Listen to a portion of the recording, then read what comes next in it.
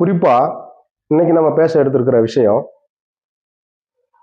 தேர்தல் நெருங்கக்கூடிய சமயத்தில், அதாவது தமிழக சட்டசபை பொது தேர்தல் நெருங்கி வரக்கூடிய இந்த சூழ்நிலையில் எல்லா அரசியல் கட்சிகளும் அங்கீகரிக்கப்பட்ட, அங்கீகரிக்கப்படாத, பதிவுள்ள, பதிவற்ற, இப்படி எண்ணற்ற